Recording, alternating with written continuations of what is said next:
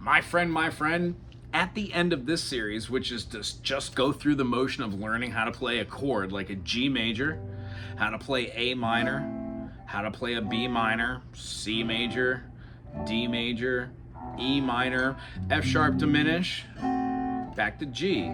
By doing this, we can prove that in 7 notes, we can find that there are scales to be had and concepts to be learned. Many of the shapes, when you flatten just one note, gives you a minor third. So at this point, being able to know what a chord is or a triad, make it a minor, and then even a diminish to represent the 3 different types of triads in a major scale. When we play do, re, mi, fa, sol, la, ti, do, there are patterns to each one of these scale fingers. They don't just play these notes, but all notes that incorporate E, F, G, A, B, C, D, E, F, G, A, B, C, D, E, F, G. All these are just major notes. So we learn them in kind of like pattern recognition. You can use all of these notes and keys like G major to feel out F sharp, G, A, B, C, D, E, F sharp, G. We call the notes that don't begin on a prime or that you use for a particular type of feeling or around a chord based off of it. So like an A major wouldn't sound good playing a flat 5 all the time unless it was a minor major chord. And when you have that kind of flat 5-y note on over A minor, it sounds good because you could even have a 7, which allows you to have an A minor third, flat 5, and then a flat 7. Well, these notes sound great when you play them a little jazzy and you swing them, but straight style, you have them everywhere. So if you get a good fretboard association of where these notes are, you can find them with ease by practicing with your 1 and 3 finger, your 2 and 4 finger, and then keeping centrally located at just 4 frets. You have the option to go 1 down and 1 up. This is just the way I teach, but if you followed all these other series, you should be at the point where the spider exercises helped you do a little bit of something with your rhythm over here. You have then gained the ability to do alternating picking, and the picking doesn't feel so weird because you're not pointy. You're actually using the side of it here to go up and down, which allows you to do a little bit of reg picking later. You're going to see that D, E, F sharp, G, A, B, C sharp, D is a lot easier to play and know when you know the same exact pattern below it is your A, B, C sharp, D, E, F sharp, G sharp, A. By playing through the circle fifths going up your fretboard, that gives you the confidence to be able to play something like in every note that you started off with, right? And then possibilities start to happen. So what I would like to say is pick a key, find all 7 of your chords, and maybe have some fun. I'm gonna randomly pick a key. How about D major? D major,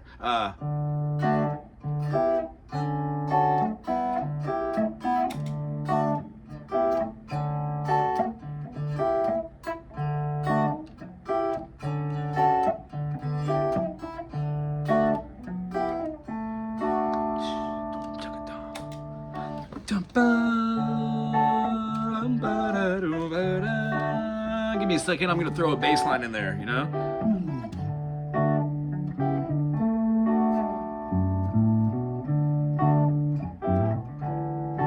Here we go.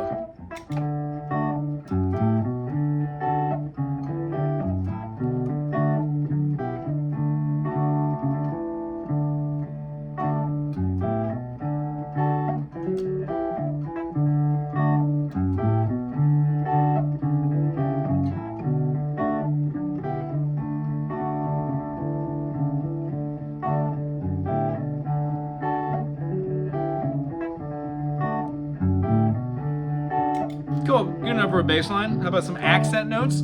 Over the top of this, since we're in the key of D, we can play our D.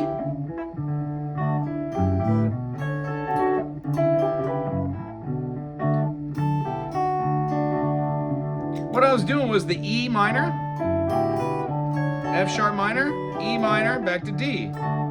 Why? D major, E minor, F sharp minor. We can even add a higher intonation up here all the way. Or we can play it right here, right? Maybe between the two it'd be fun to go something like...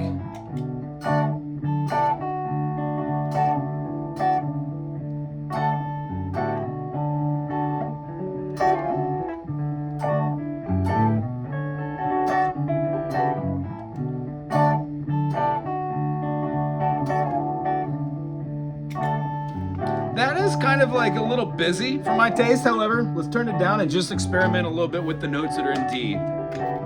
Whole idea is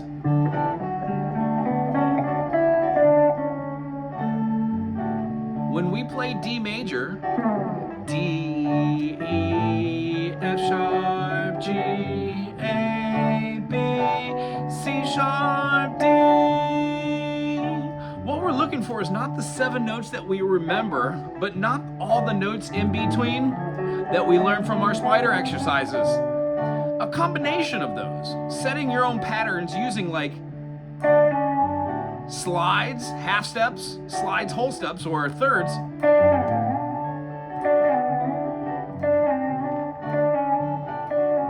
Try with all of your fingers. And get really used to doing all the feelings, how hard you have to press down. It takes a while, but what do we have but time? If you could do it down low, then why can't you do it up high?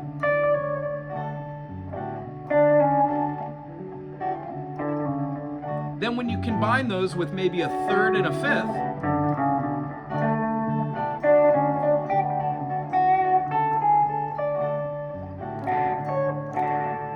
going in between notes,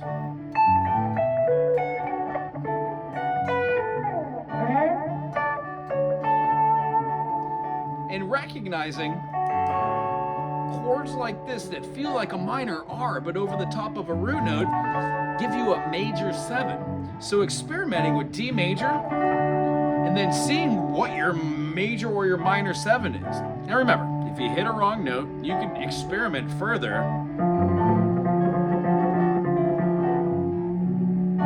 with a bend or a half-step movement. So something like...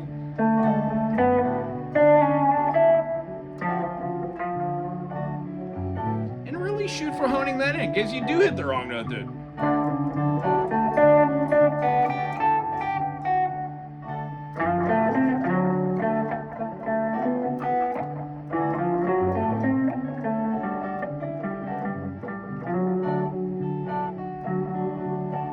So sometimes wrong notes aren't.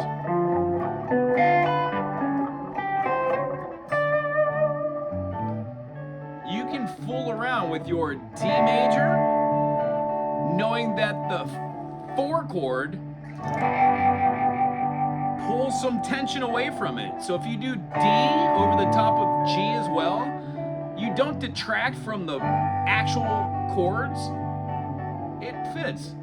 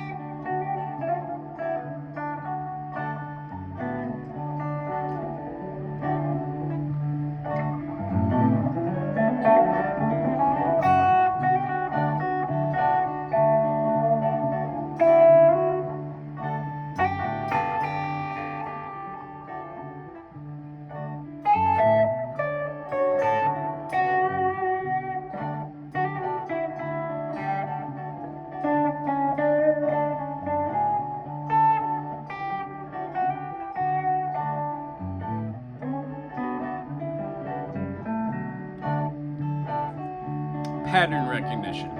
Start writing grooves, and what we talked about in one other explanation of what to do when you're doing beginning electric guitar. If you could do that in D, and you know that D's relative minor is B minor, maybe your B section, when you have like, instead of going to a G major there, you would express yourself with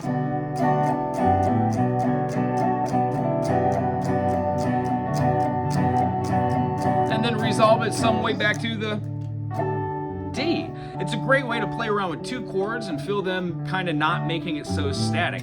If you could do this in the key of D, then you could probably do it in the key of E.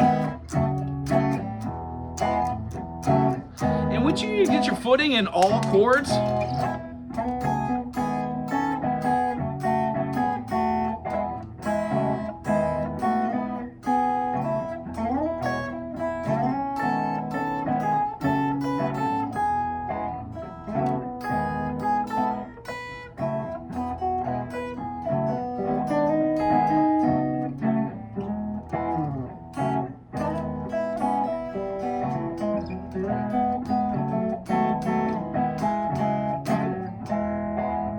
some of the dyads that I like to do are based off the top half of the shapes. F sharp minor, G sharp minor, A major, B major, B dominant 7, back to 1 and 3, a major. That whole thing can be found here. If you go up one more, you're just exhibiting that you can play 1, 2, 3, 4, and 5 with a major, minor, minor, major, major. Well, runs of 2 notes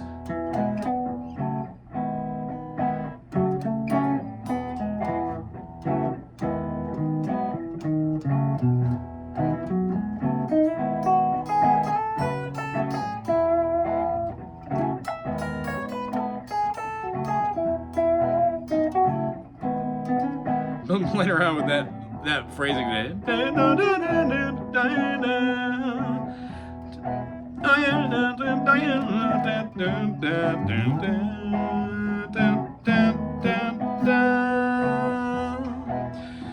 If you can write in one key, try to write in another key. Start writing today. And I guarantee you, what I was doing right there, even though it seems like doodly awesome fresh, the idea is it's not special. They're just notes I'm nailing out. The reason why it sounds a little collectively better in one felt swoop is because I've clocked several hours doing the diatones from just C major. I know where they feel, how they repeat themselves, and exactly where they are, so I could jump to each one. I know where each one of the major ones are, and I know how they relate to the A7, the D7, and the E7. So if I'm playing blues, I most definitely can play a blues run. If I'm playing something with a major 7, I could definitely play some sort of jazzy groove movement that's just been practiced over and over again. So if you have any questions about any of this stuff, just Google it. I hope I use enough vocabulary words that you'll be able to just like beep boop beep boop boop chromatic, figure out a 12-note scale. I didn't say anything crazy like septatonic, octatonic, but these are just scales that incorporate more notes than just the 7 we're used to. Some of my favorites are those arpeggiated ones that I did there, like a 1, 3, 5, 1, 3, 5, 1. That is a great way to get from one place to the other by seeing that all the notes just repeat themselves in different quadrants, one string above. I've said too much. If you enjoyed the way this video went down, please subscribe, put something cool in the comment section, keep it classy, and start writing today. We're gonna be doing an intermediate electric series, and then a, like, I guess in addition to this, to maybe do advanced to talk about modal theory. At that point, the onus is on you to know all of your chords, use your circle fifths to be able to play different runs, know how to modulate between chord structures, understand what augmented chords are, major chords, how to make a minor, how to hear the diminished, how to turn any major chord into a major 7 or a dominant 7, understand the purpose of a secondary dominant, know how to use 2 secondary dominants over and over.